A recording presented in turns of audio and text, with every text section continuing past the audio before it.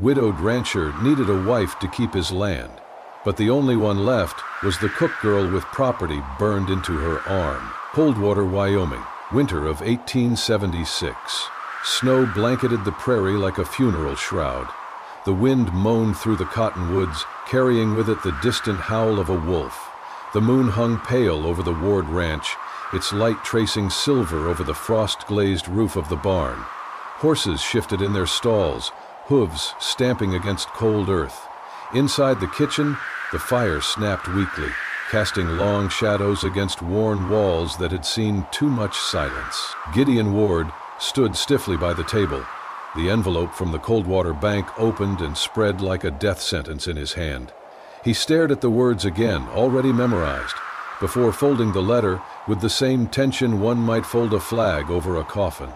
His shoulders were broad but burdened, his jaw set, as if clenched against more than just the cold. Clara stood at the stove, her back to him, stirring a pot of rabbit stew. The scent of thyme and bone broth filled the room. Her long dark braids swung behind her as she moved. She did not look at him. Her sleeves were rolled just enough to reveal strength in her arms, but never high enough to show what lay above her elbow. He cleared his throat. "Bank says I need a wife to keep this land.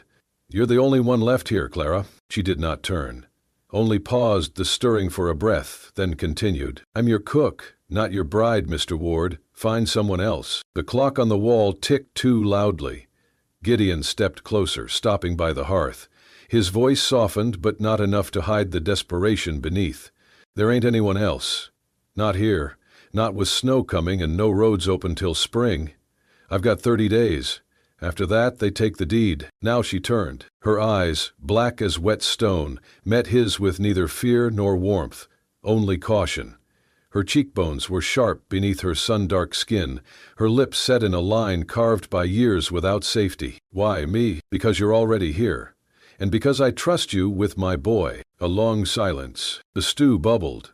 Outside, a gust of wind rattled the window panes. Clara finally ladled soup into a bowl and set it on the table. Then she walked past him, her boots heavy on the floorboards, and opened the back door. The cold blasted in.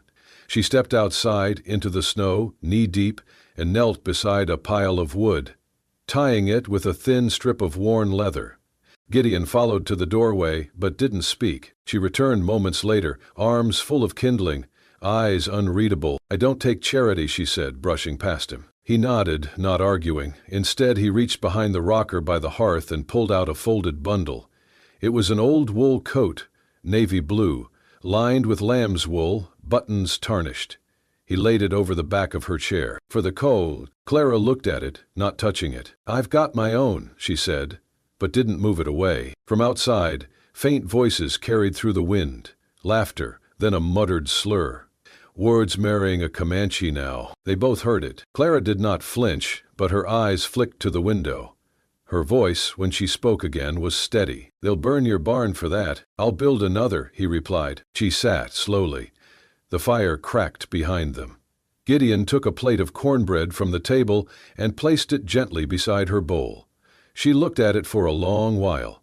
Then, without a word, tore a piece, dipped it in the broth, and ate. He sat across from her, elbows on the table. Their eyes met across the firelight. Clara swallowed, then whispered almost to herself, "I'll think about it." Gideon nodded once, solemnly. "That's enough for now." Outside, snow fell harder.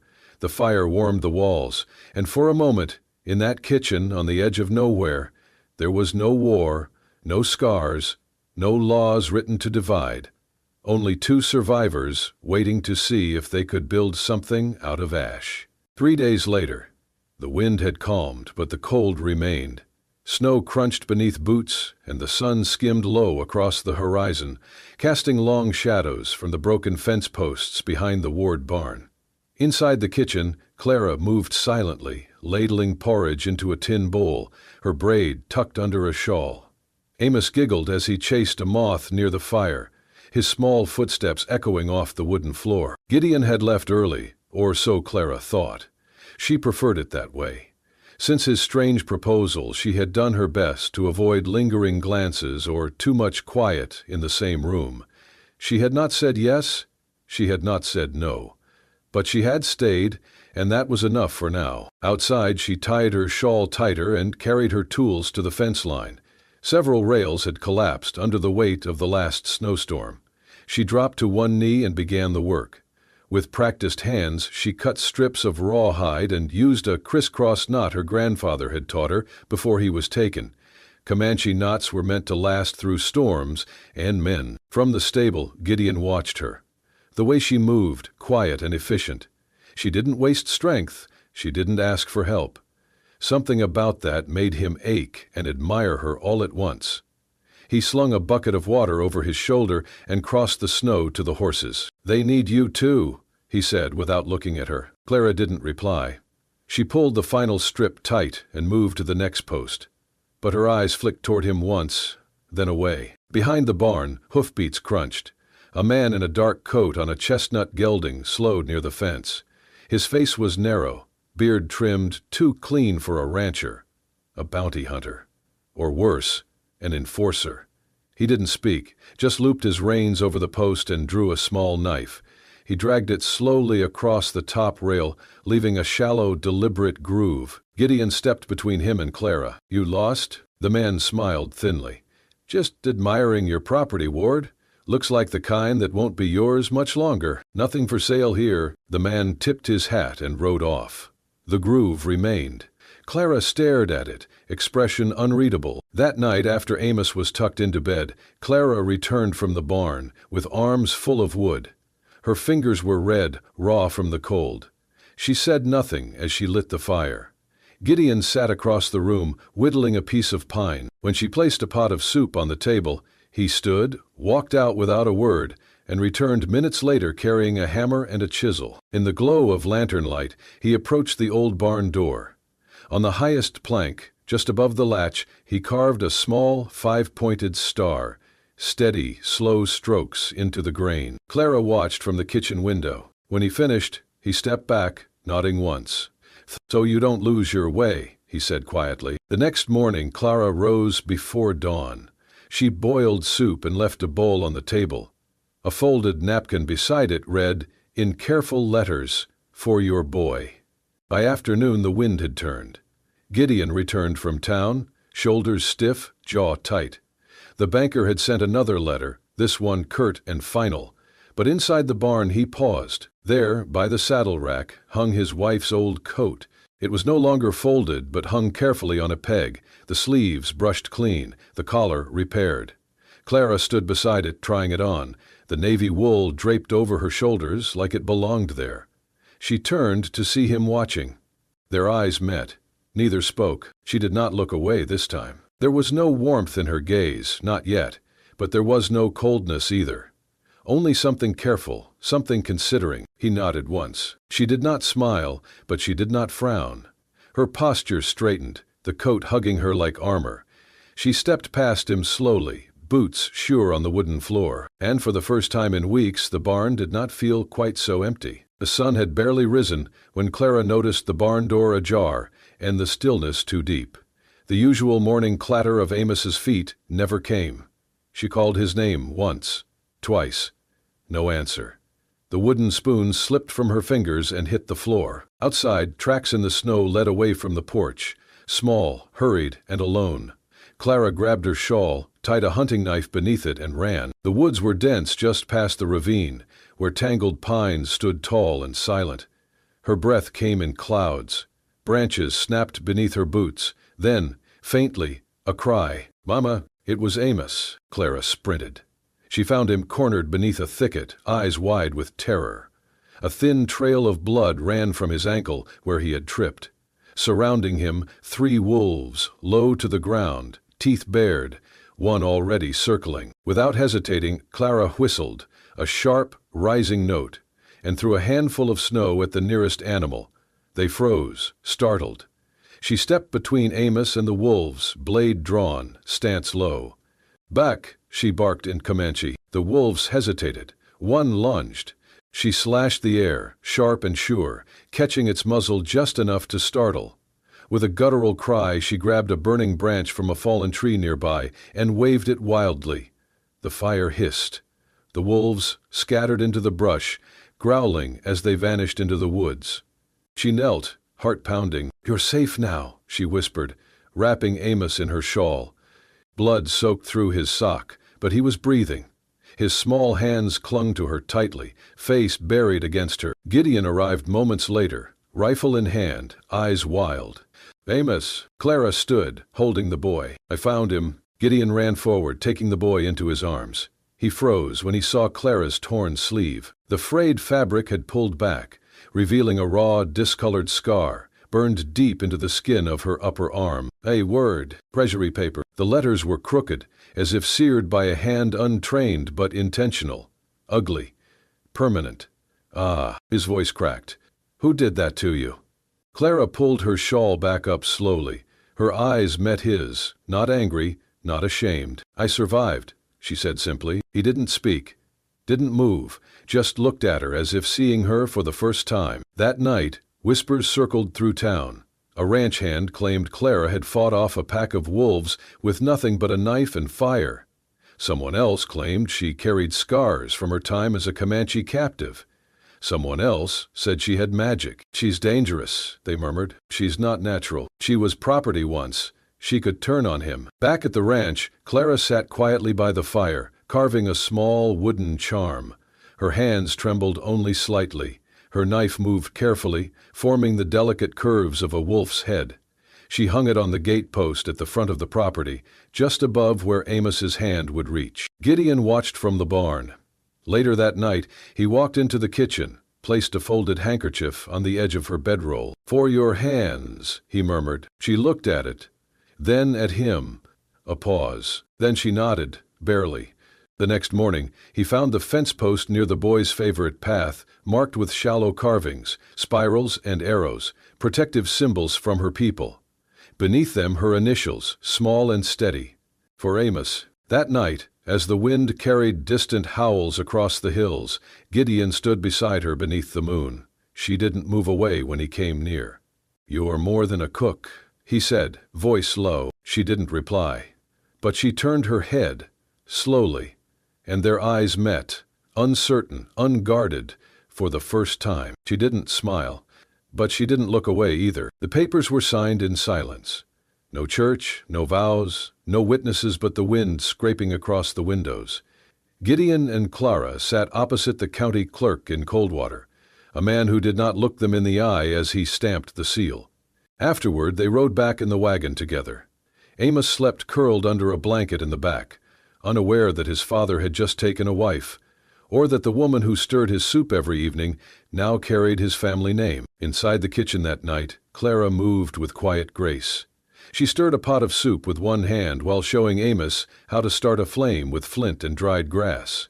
He clapped with excitement when the first sparks caught. "You remember the 3 breaths," Clara said softly. "Not too fast. The fire needs to trust you." Gideon watched from the doorway, arms folded, leaning against the frame. A strange warmth filled his chest, something like pride, something like home. But peace was fleeting in Coldwater. The next day, just before dusk, smoke coiled into the sky behind the barn. Gideon ran first, rifle in hand. Clara followed with a bucket. Flames licked the hay pile stacked by the fence, small but hungry. A broken lantern lay nearby. The same knife groove from days ago now had black scorch marks beside it. The fire was controlled quickly, Gideon smothering the base with his coat, Clara flinging water with practiced force.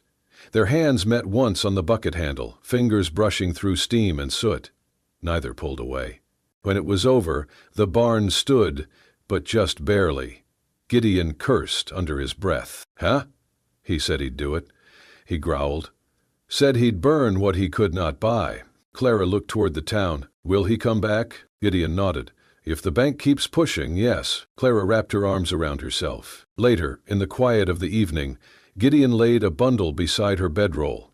It was a thin strip of fresh leather. She touched it gently. "You made this?" "Cut it from the last good saddle strap." She nodded once, a gesture of thanks not quite spoken aloud. The next morning, Gideon found a small plate on his workbench in the barn, still warm, covered by a cloth. Beneath it, a wedge of cornbread, buttered and golden. A note, scribbled in careful letters. "For your heart." That night, Clara stood near the hearth, her hands idle for once.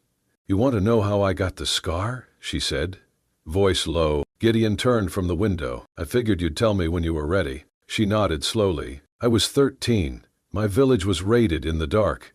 They didn't ask questions, just took what they wanted. Horses, blankets, children. I was small, strong, easy to move. They sold me to a man near the Texas border. He branded me after I ran once." She pulled back her sleeve just enough to reveal the raised, burned letters. "He called me girl.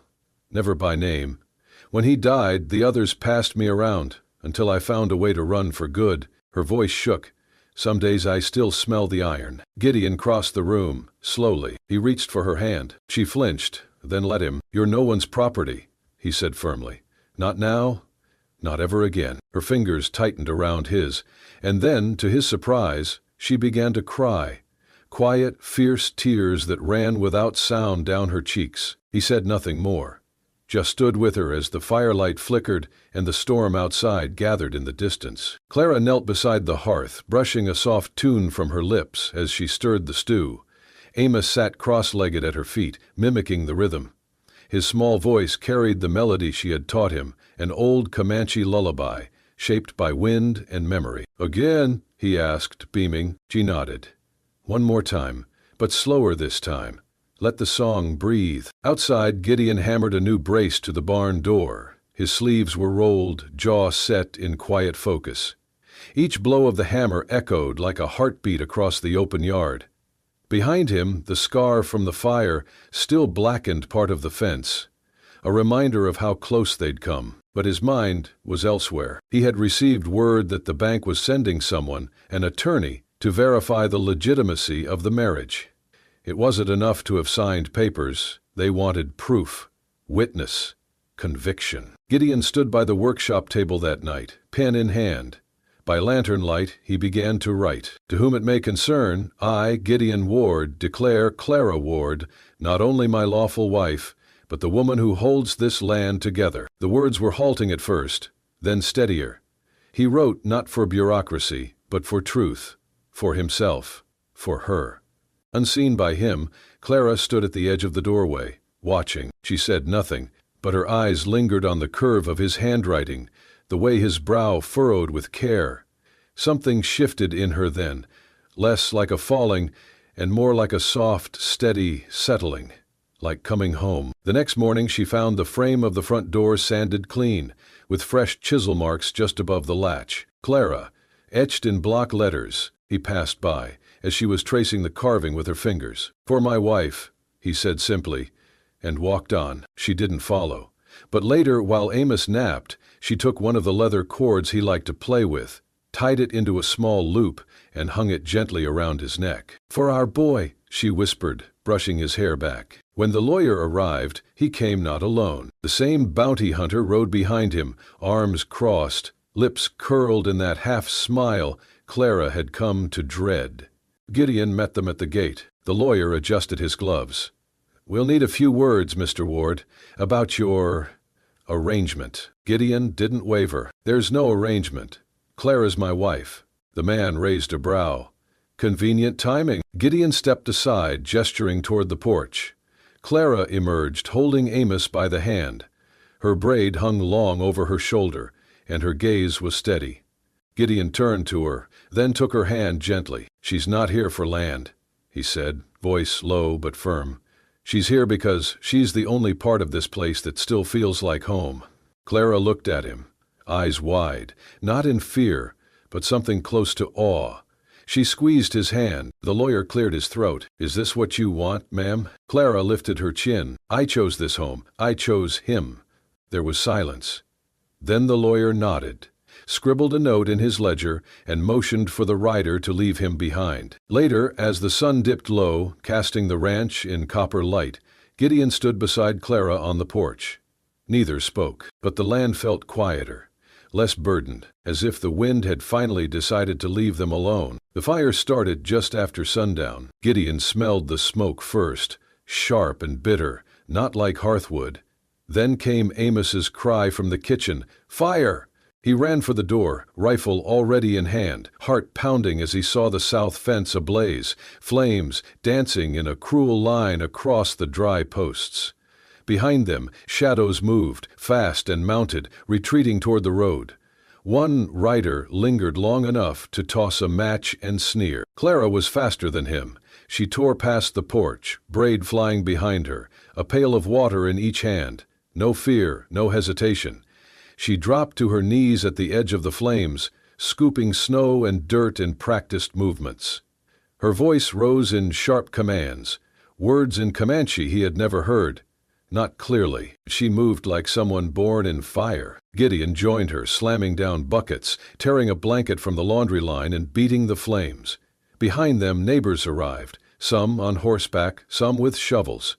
Townsfolk who days ago would not meet Clara's eyes now stood shoulder to shoulder, stamping flames beneath heavy boots. Together, they fought the fire back. When it was done, Clara stood alone in the field, smoke curling around her. Her dress was singed, her hands blackened with ash, but she stood tall, chest rising with slow, measured breath.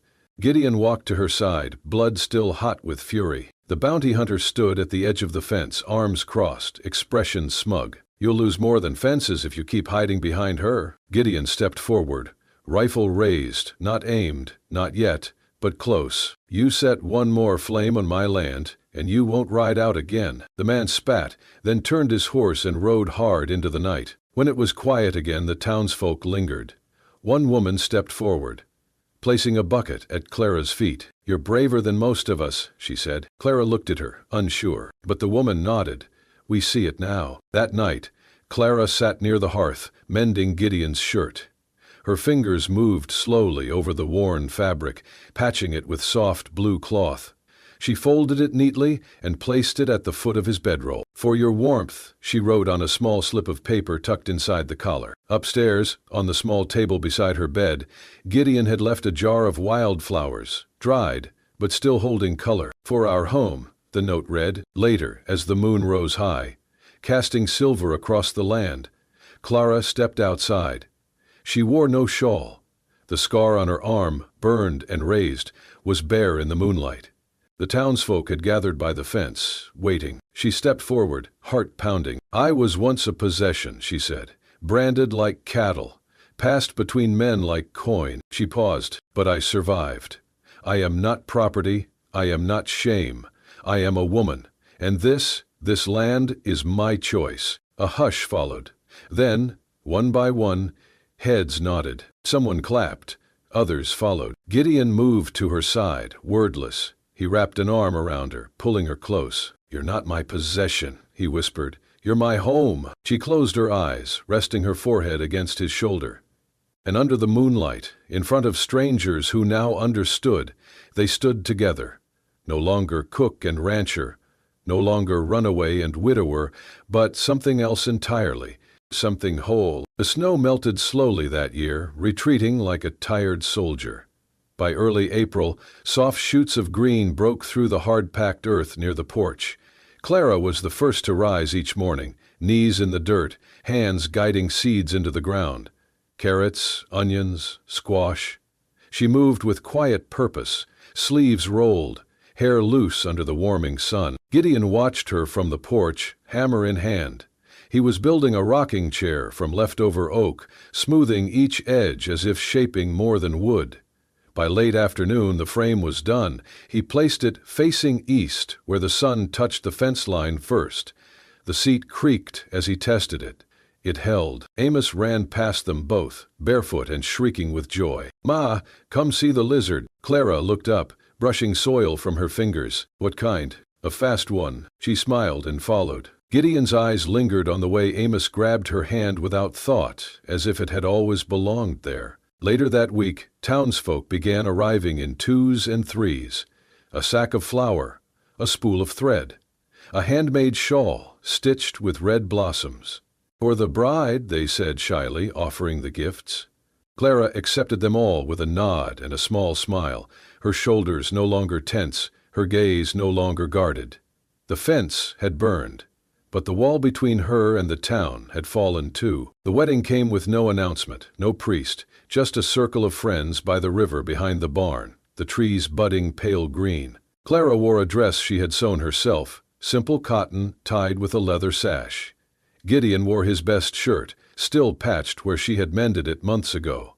Amos stood between them, holding both their hands. A friend from town read a blessing, and they exchanged words meant not for ceremony, but for truth. "I saw you," Gideon said, voice low. "Not when you came here, but when you stayed." Clara's voice didn't tremble.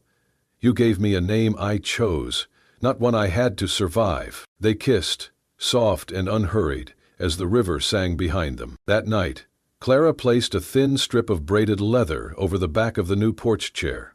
A small carving marked its center, 3 lines intertwined, the Comanche symbol for family. "For our family," the tag read. Gideon found it at dawn. He didn't say a word, just sat in the chair, hands on the leather, and breathed.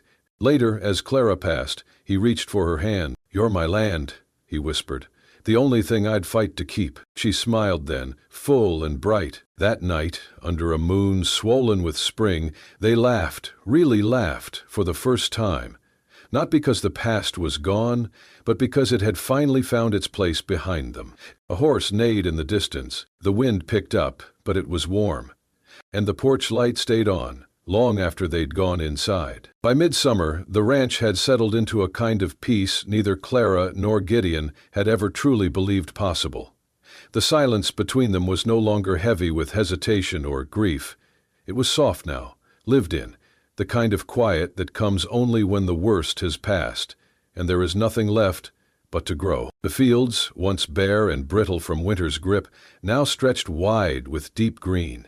Wheat waved gently in the breeze, and new corn pushed stubbornly through dark soil.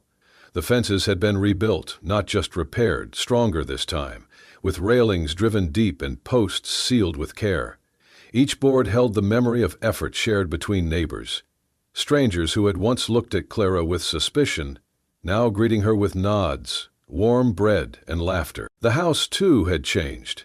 The paint had faded in places, but there was pride in every plank.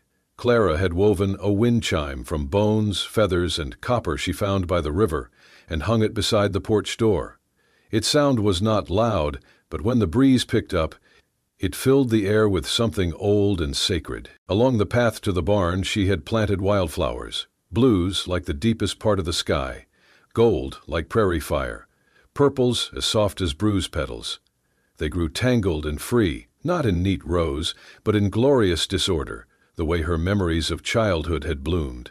Amos called them Mama's colors, and picked bouquets every morning, leaving them in unexpected places, on her pillow, in Gideon's boot, by the water pail. Above the front gate, Gideon had carved a new sign from thick cedar. The letters were bold, sure, and clean. Wardhaven. Beside the name, he'd etched a 5-pointed star. It was the same shape he had once carved above the barn door in the dead of winter, back when Clara was still just a cook with guarded eyes, and he a man buried in silence. That star had been a mark of direction. Now, it was a mark of arrival. That morning, Clara stood by the window, sunlight painting soft shapes across the wooden floor. In her hands, she held a quilt, stitched not only with thread, but with time. It bore the symbols of her people, horses that ran with wind, suns that never set, rivers that remembered. Each square was a part of her journey. At its corner, she tied a small leather tag and placed it gently on Amos's bed. "For our son." Later that afternoon, a wagon rolled up the road from Coldwater. The lawyer stepped out, this time not with questions or caution, but with a certificate in hand, legal, final, and true. The land was theirs. The marriage recognized. There would be no more riders, no more threats. Word spread fast, and by dusk the porch was filled with neighbors. Someone passed a jug of cider. Children ran barefoot through the yard. Clara's cornbread vanished from the table in minutes, and someone asked for the recipe. As twilight fell, Clara stepped forward. She wore the same cotton dress she had stitched for their riverside wedding. The wind tugged gently at her braid as she faced the crowd. Without fanfare, she reached for her sleeve and pulled it back. The scar, dark and brutal, ran across her upper arm. It had once branded her less than human, a thing to be owned, passed, broken. But now she bore it openly. "This scar," she said, voice steady, "is my story, and it brought me home." For a moment there was only the sound of wind through wheat. Then one clap. Then another. Then the porch filled with applause. It was not pity, not curiosity.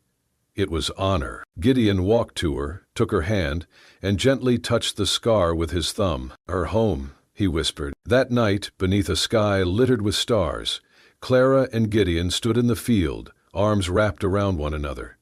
The air was warm with summer promise. The wildflowers swayed in rhythm, and the moon traced silver over the land they had fought for, not with bullets, but with bravery. "You tamed my heart," Gideon murmured. Clara leaned closer, her lips brushing his collarbone. "No," she said, soft as a prayer. "We found it, together." Far beyond the trees, a wolf howled, low, long, and unafraid. It was not a warning, it was a song, and just above the gate, the wooden sign caught the moonlight. Wardhaven, built on love. Thank you for riding with us through the wind-swept plains and tender silences of the scar beneath her apron. Clara and Gideon's story reminds us that even in a land shaped by war, prejudice, and fire, love can still take root, not in spite of our scars, but because of them. If this tale stirred something in you, a tear, a sigh, a memory of what it means to belong, don't forget to subscribe to Wild West Love Stories. Here, every week we bring you unforgettable romances from the untamed frontier, where bullets missed, but hearts didn't. When you hit the bell so you never miss a story carved from dust, danger, and devotion. Until next time, partner, ride safe and love wild.